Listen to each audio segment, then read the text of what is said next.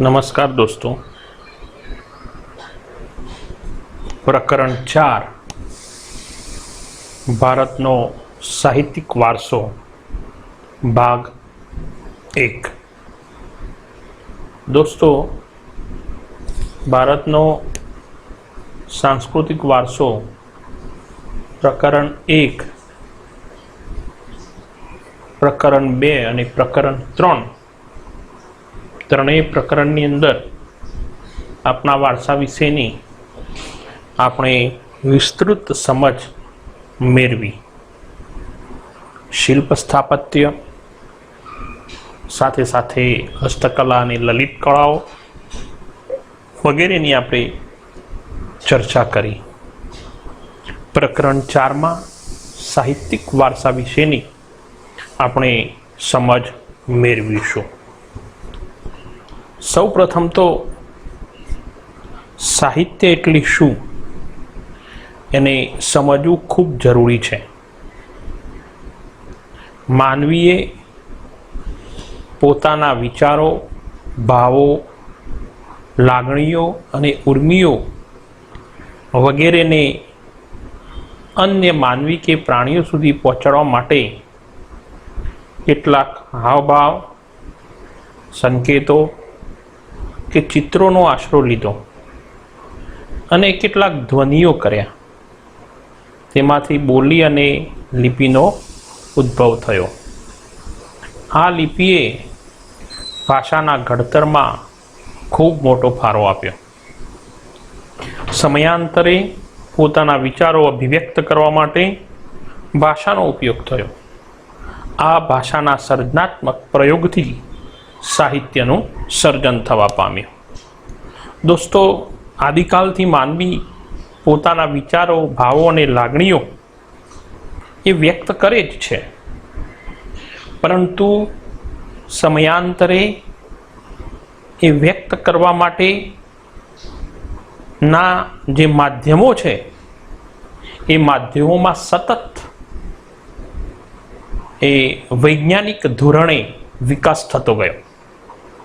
શરૂઆતમાં માનવી હાવભાવો, સંકેતો કે ચિત્રોના દ્વારા પોતાના મનના ભાવોને વ્યક્ત કરતો હતો, પરંતુ ધીમે ધીમે ધ્વનિ પ્રતીકો અને ત્યાર પછી લિપિનો ઉદ્ભવ થયો અને આમ ભાષાનું સર્જન થયું. અને ભાષાના સર્જનની સાથે જ સાહિત્યનું સર્જન થવા માંડ્યું. પ્રાચીન કાળથી ભારતીય સાહિત્ય તેની વિવિધતા અને વિશિષ્ટતા માટે પ્રખ્યાત છે. ભારતના વિદ્વાનોએ પ્રાચીન સાહિત્યના 2 ભાગ પાડ્યા છે. એક વૈદિક સાહિત્ય અને 2 પ્રશિષ્ટ સાહિત્ય. આ ઉપરાંત કેટલીક લોકબોલીઓ એટલે કે લોક ભાષાઓમાં રચાયેલું સાહિત્ય પણ પ્રચલિત થયું છે. દોસ્તો, વૈદિક સાહિત્ય એટલે વેદોનું સાહિત્ય. વેદોને સમજાવવા માટે જે સાહિત્યની રચના થઈ અથવા તો વેદોના આધારે શરૂઆતના કાળની અંદર જે સાહિત્યની રચના થઈ એ વૈદિક સાહિત્ય. અને પ્રશિષ્ટ સાહિત્ય જે વૈદિક યુગ અને ત્યાર પછી સંસ્કૃત ભાષાની અંદર લોકરંજન માટે પુરાણ કથાઓના આધારે જે સાહિત્યની રચના થઈ એને આપણે પ્રશિષ્ટ સાહિત્ય કહી શકીએ. તો આમ ભાષા અને સાહિત્ય એ સદીઓથી એ વિકસિત થતું આવ્યું છે. અને જેમ ભાષા જેટલી મજબૂત એમ એના સાહિત્યનું પ્રમાણ પણ વધુ, સાહિત્યની ગહનતા પણ વધુ. ભારતની અંદર સમયાંતરે અનેક ભાષાઓનું સર્જન થયું અને એમાં આપણે સર્વસ્વીકૃત રીતે જાણીએ છીએ કે આપણા દેશનું પ્રાચીન સાહિત્ય એ સંસ્કૃતની અંદર જોવા મળે છે. આજે ભલે ને સંસ્કૃત ભાષાનો ઉપયોગ ઓછો થતો હોય, પરંતુ પ્રાચીન સમયની અંદર સંસ્કૃત એ જ્ઞાન વિજ્ઞાનની ભાષા હતી એવું કહી શકાય. આજે તો ફક્ત ધાર્મિક કાર્યો અને પૂજા વિધિઓમાં જ સંસ્કૃતનો પ્રયોગ થાય છે. સામાન્ય રીતે માનવી માટે તો અભિવ્યક્ત કરવાની અને ઝીલવાની ઉત્તમ તક ભાષા જ પૂરી પાડે છે. પ્રાચીન ભારતની લિપિ હડપ્પા સમયની છે. આ લિપિ આજે પણ ઉકેલી શકાય નથી. તે સમયના લોકોની ભાષા કઈ હશે તે માહિતી આપણને પ્રાપ્ત નથી. પણ હા, ઈસવીસન પૂર્વે 4th સદીમાં સંસ્કૃતના મહાન પ્રકાંડ પંડિત મહર્ષિ એટલે કે મહાઋષિ પાણિની એમને સંસ્કૃત ભાષાનો વ્યાકરણ ગ્રંથ અષ્ટાધ્યાયીની રચના કરી. અષ્ટાધ્યાયી પહેલા દુનિયાની અંદર કોઈ ભાષાનું વ્યાકરણ રચાયું હોય એવી કોઈ માહિતી આજે ઉપલબ્ધ નથી. એટલે આપણે ચોક્કસ કહી શકીએ કે દુનિયાની તમામ ભાષાઓના વ્યાકરણના જે મૂળભૂત સિદ્ધાંતો છે એ સિદ્ધાંતો એ આપણને અષ્ટાધ્યાયી ગ્રંથની અંદર જોવા મળે છે. અને સંસ્કૃતને વિદ્વાનોની ભાષા કે ઋષિઓની ભાષા કે આર્ય ભાષા તરીકે પણ ઓળખવામાં આવે છે. અને આજે પણ તમામ ભાષાઓમાં સૌથી વધુ વૈજ્ઞાનિક ભાષા જો કોઈ હોય તો તે સંસ્કૃત ભાષા છે. અને કોમ્પ્યુટર ક્ષેત્રે સૌથી સફળ ભાષા જો કોઈ હોય તો એ સંસ્કૃત છે. પણ કમનસીબી એ છે કે આપણે સૌ એ આપણી પ્રાચીન સમૃદ્ધ ભાષાને ભૂલી ગયા છીએ, અથવા તો ભૂલાવવામાં આવી છે, અથવા તો હજારો વર્ષના ગુલામીના કાલખંડે આપણને આ ભાષાઓ એ ભૂલાવી દીધી છે. સંસ્કૃત ભાષા મુખ્યત્વે ધર્મ, તત્વજ્ઞાન, જ્ઞાન અને વિજ્ઞાનની ભાષા છે. હવે આપણે શરૂ કરીએ છીએ ભાષાના ઇતિહાસની વાત આપણે શરૂ કરીએ છીએ. આ પ્રકરણની અંદર સાહિત્યની જ્યારે આપણે વિસ્તૃત ચર્ચા કરવાના છીએ ત્યારે સાહિત્યની રચનાના કાર પ્રમાણે આપણે એને બે ભાગમાં વહેંચી શકીએ. એક પ્રાચીન ભારતીય સાહિત્ય અને બીજું મધ્યકાલીન ભારતીય સાહિત્ય. આ બંને આપણે અભ્યાસ કરવાનો છે એટલે બંનેની વાત કરીએ છીએ. અને આમ જો જોવું હોય તો આધુનિક ભારતીય સાહિત્ય એ પણ ગણી શકાય. પણ આ પ્રકરણની અંદર આપણે પ્રાચીન અને મધ્યકાલીન ભારતીય સાહિત્ય વિશેની વિસ્તૃત ચર્ચા કરવાની છે.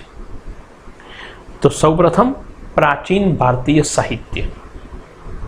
પ્રાચીન ભારતીય સાહિત્યની શરૂઆત એ વેદોથી થાય છે. દોસ્તો, વેદોનો અર્થ જ્ઞાન થાય છે. અને આપણે સૌ જાણીએ છીએ કે વેદો 4 છે.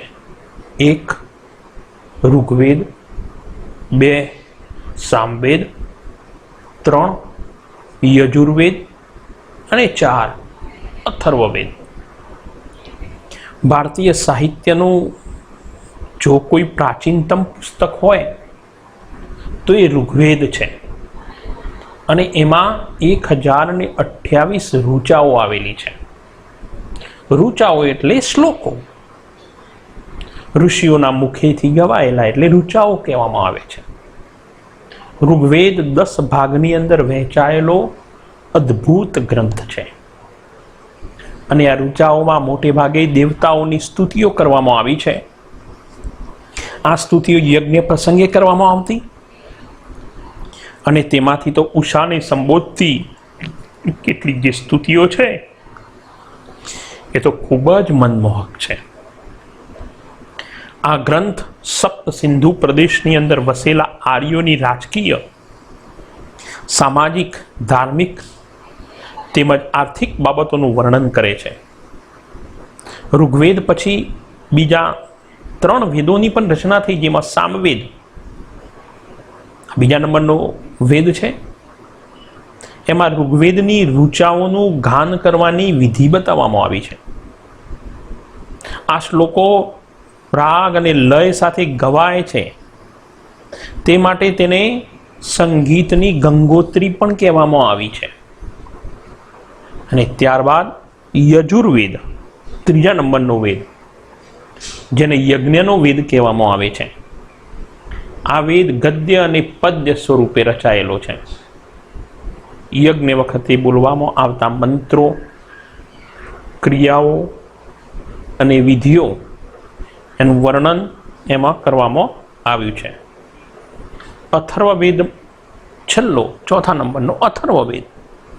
અને અથર્વવેદમાં અનેક પ્રકારના કર્મકાંડો અને સંસ્કારોનું વર્ણન એ કરવામાં આવ્યું છે, એટલે કે આયુર્વેદનો ગ્રંથ પણ કહી શકાય છે.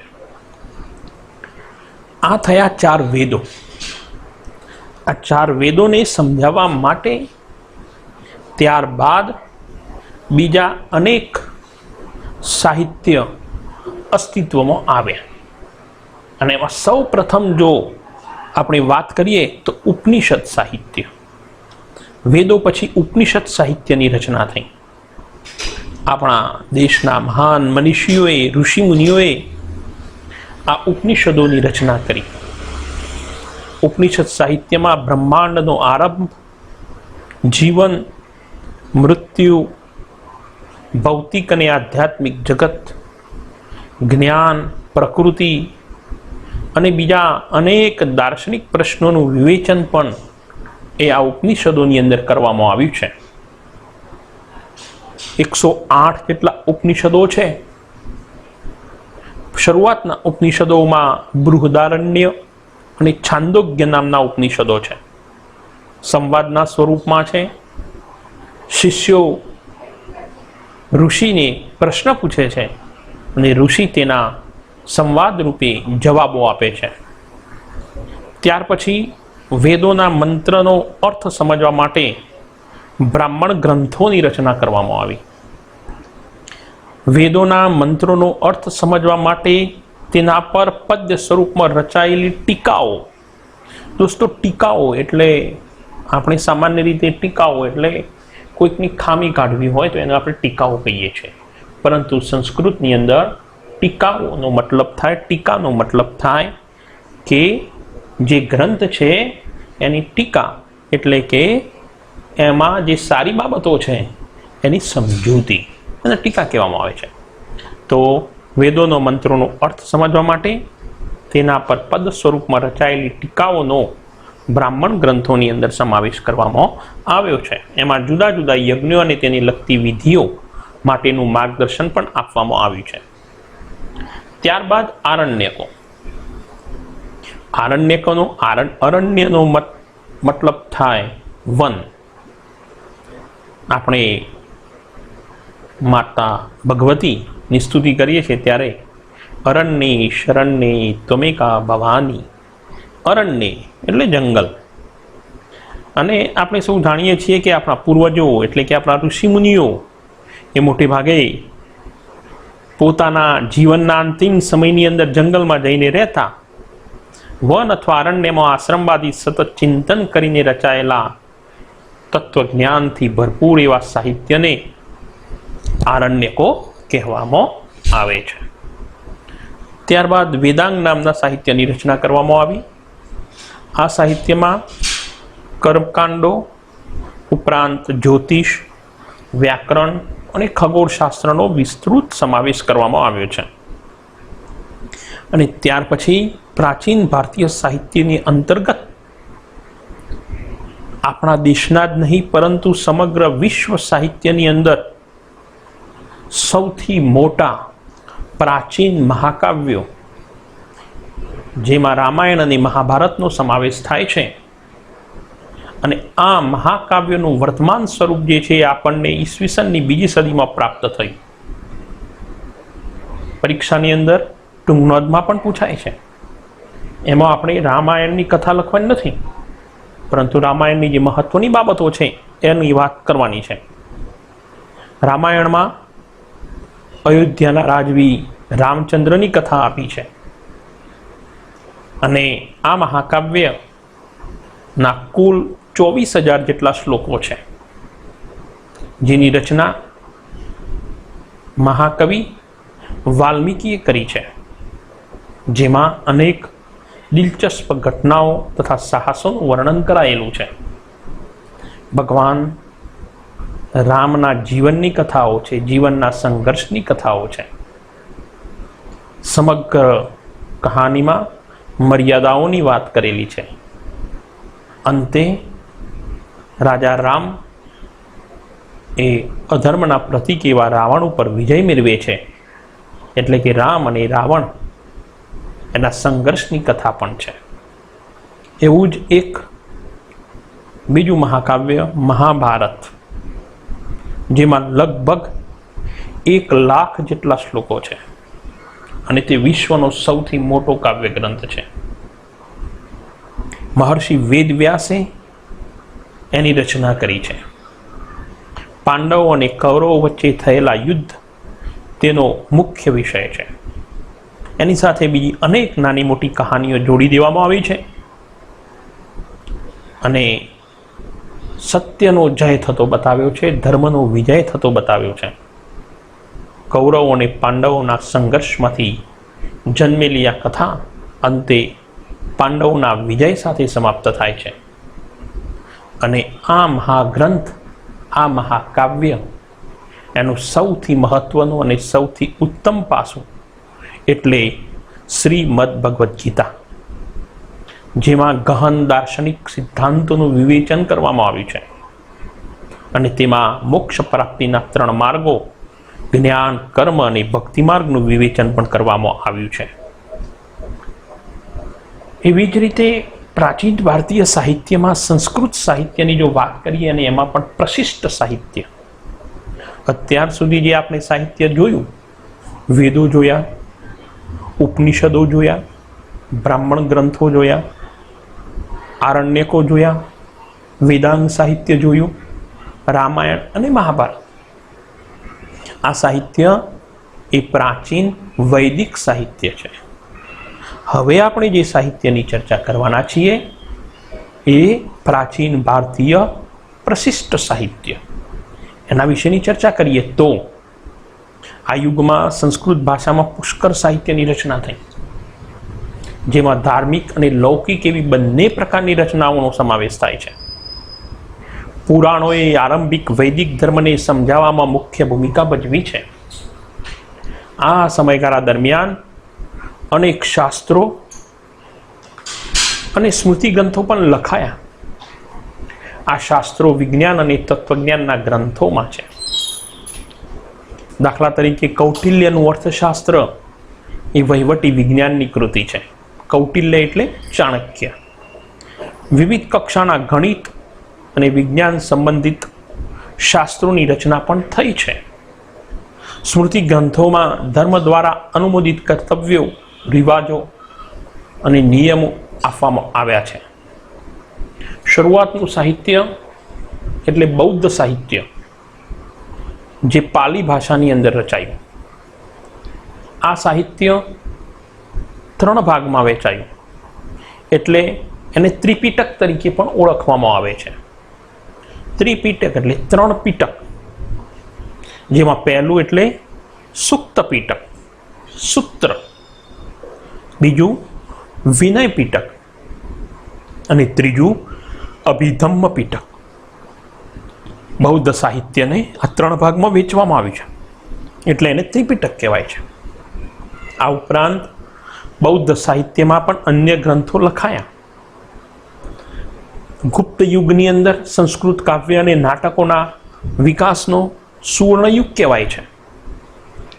આ સમયના મહાન લેખકોમાં કવિ કાલિદાસ, ભવભૂતિ, ભારવી, ભર્તુહરી, બાણભટ્ટ, માઘ ઇત્યાદિનો સમાવેશ થાય છે.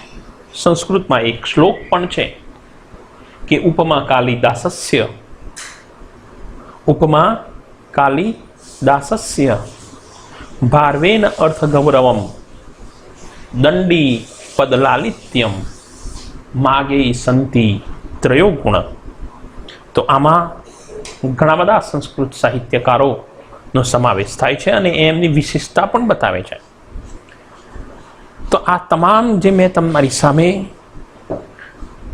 સાહિત્યકારોની વાત કરી એમાં કાલિદાસ મહાકવિ કુલગુરુ કવિ કાલિદાસ તરીકે પ્રસિદ્ધ છે, જે વિશ્વ પ્રસિદ્ધ કવિ છે. પોતાની ઉત્તમ કાવ્ય કલા અને ઉત્કૃષ્ટ નાટ્ય શૈલી માં એમને કુમાર સંભવ, રઘુવંશ, મેઘદૂત, ઋતુસંહાર, અભિજ્ઞાન શાકુંતલ વગેરે કાલિદાસના મહાન ગ્રંથો છે. અને એમાં અભિજ્ઞાન શાકુંતલ તો એટલું વિશ્વવિખ્યાત થયું કે જર્મન કવિ ગેટે એ જર્મનીની શેરીઓમાં પોતાની માથે મૂકી અને આ નાટક લઈને નાચ્યો હતો.